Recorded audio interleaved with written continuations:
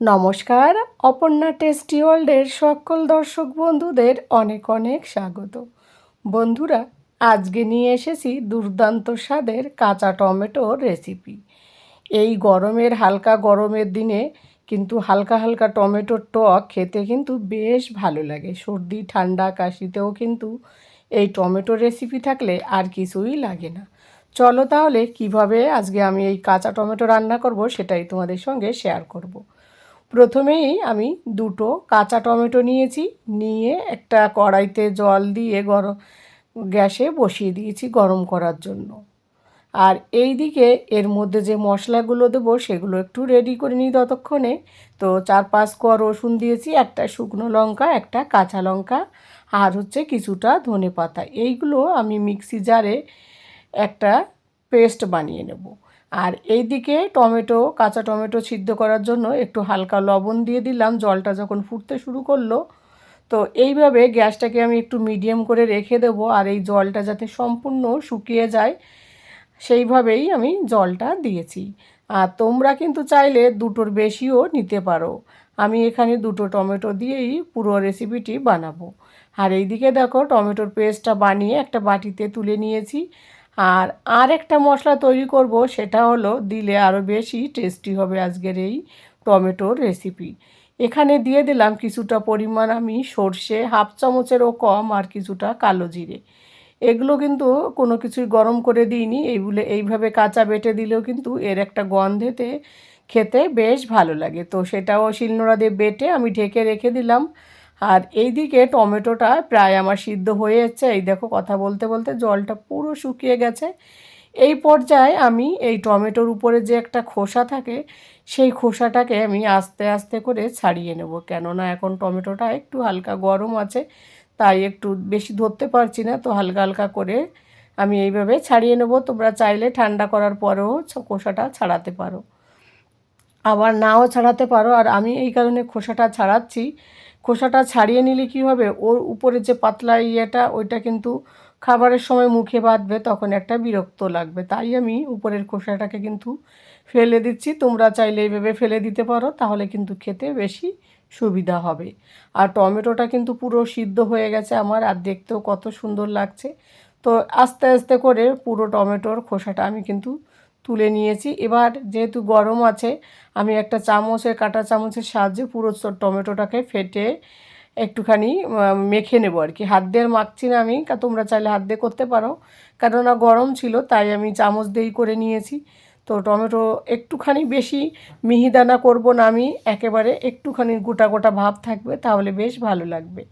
আর এইদিকে দেখো ওই কড়াইটা আবার ধুয়ে পরিষ্কার করে কড়াইতে আমি দিয়ে দিলাম কিছুটা পরিমাণ তেল। এখানে আমি কোনো কিছু ব্যবহার করব না।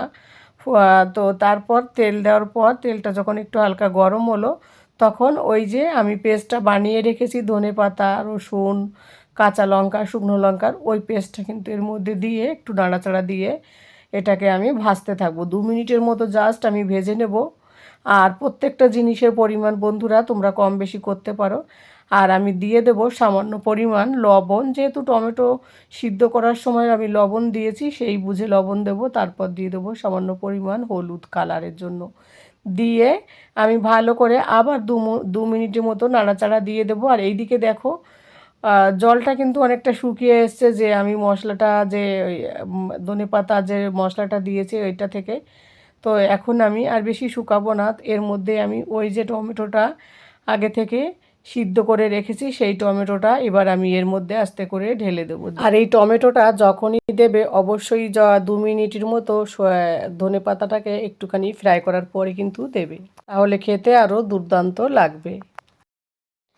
দিয়ে বেশ ভালো করে আমি টমেটো আর ধনেপাতাটাকে মিশিয়ে দেব।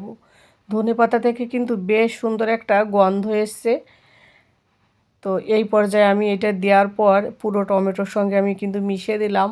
আর টমেটোটা কিন্তু পুরো সিদ্ধ হয়ে গেছে, যেটুকুনি আর কি গোটা গোটা ভাব ছিল সেটাও কিন্তু আরও বেশি নরম হয়ে গেছে এখানে দেওয়ার পর। আর দেখো কত সুন্দর লাগছে দেখতে, একেবারে সবুজ। যেহেতু ধনেপাতাটা আমি একটু বেশি দিয়েছি, তোমরা চাইলে কম দিতে পারো, তবে এই রেসিপিতে কিন্তু ধনেপাতা বেশি দিলে খেতে আরও দুর্দান্ত হয়।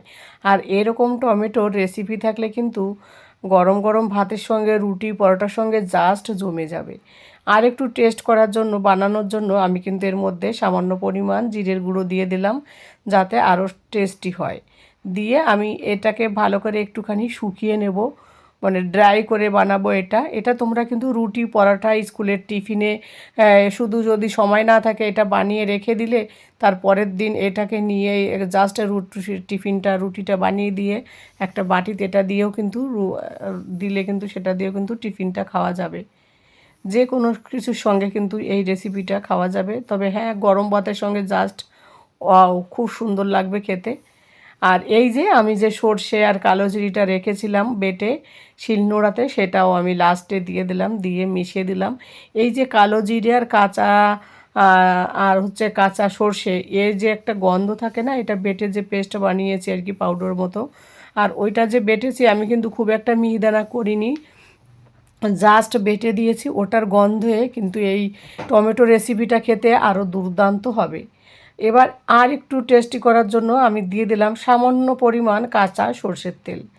টমেটো রেসিপিতে এরকম ধনেপাতা টমেটো রেসিপিতে হালকা পরিমাণে একটু এইভাবে যদি সরষের তেল দেওয়া হয়, তাহলে কিন্তু এর স্বাদ আরও দ্বিগুণ বেড়ে যায়।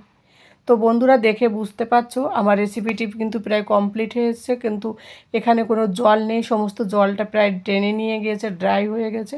তো এই পর্যায়ে আমি এবার গ্যাসকে অফ করে দিয়ে একটা প্লেটে সার্ভ করে তোমাদের দেখাচ্ছি। দেখতে যতটা না সুন্দর হয়েছিল, খেতেও কিন্তু আরও বেশি সুন্দর হয়েছিল। তো তোমাদের কাছে আজকে আমার এই টমেটো রেসিপিটি কেমন লাগলো অবশ্যই কিন্তু কমেন্ট করে জানাতে ভুলো না। কে কোথা থেকে দেখছো সেটাও জানিও।